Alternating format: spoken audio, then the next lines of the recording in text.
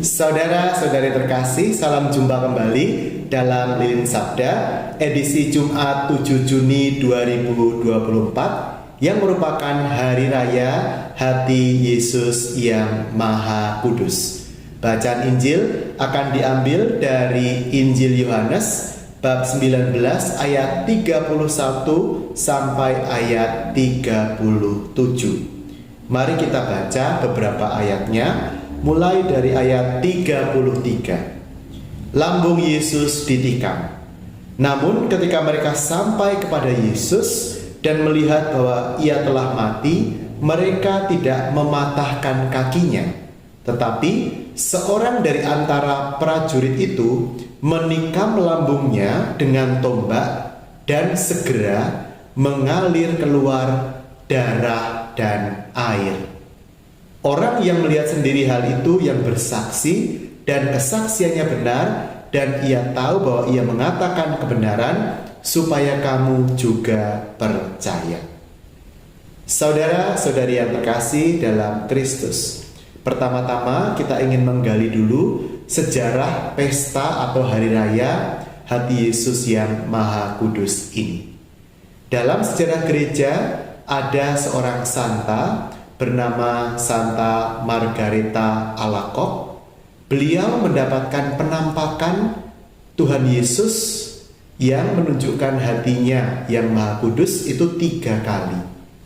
Dalam penampakan yang ketiga, Yesus berpesan kepada Santa Maria Margareta Alacoque ini bahwa hari Jumat sesudah hari raya Tubuh dan Darah Kristus atau Hari Raya Corpus Christi, Yesus mengendaki agar hari Jumat itu dipersembahkan untuk menghormati hatinya yang Maha Kudus. Itu terjadi pada tahun 1675, sekitar tahun-tahun itu. Saudara-saudari yang terkasih dalam Kristus, hati Yesus yang Maha Kudus sudah sejak dalam Alkitab menjadi pusat perhatian. Dalam Injil Yohanes hari ini dikatakan ketika seorang prajurit itu menikam lambung Yesus, maka segera mengalir 2 hal, yaitu darah dan air. Ini adalah simbol, atau bukan hanya simbol, tetapi adalah sarana penebusan dosa-dosa kita.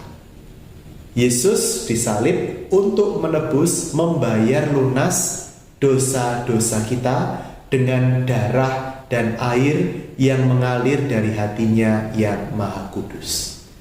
Dalam pemahaman orang Yahudi, hati itu adalah lev.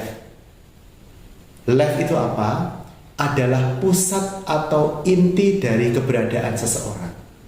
Maka hati itu bukan hanya soal organ hati, tetapi adalah seluruh diri orang itu. Adalah juga pusat pemikiran. Jadi bagi orang Yahudi, pusat pemikiran itu pertama-tama bukan otak, tetapi adalah hati. Nah, kalau Yesus itu memberikan kepada kita hatinya yang Maha Kudus, yang penuh dengan samudra kerahiman ilahi itu, maka kita bisa sangat bersyukur. Kenapa? Artinya Tuhan memberikan seluruh dirinya untuk kita. Hati adalah intisari dari pribadi. Maka saudara-saudara yang terkasih, kita bersyukur karena Tuhan sudah mencintai kita sepenuh hati. Tugas kita apa? Membalas cinta Tuhan itu juga dengan sepenuh hati kita. Semoga kita semakin menghormati hati Yesus yang Maha Kudus, yang Maha Rahim, Maha Pengampun, tetapi juga hati Yesus yang menginginkan agar kita itu punya semangat cinta yang besar kepada hatinya yang tersuci.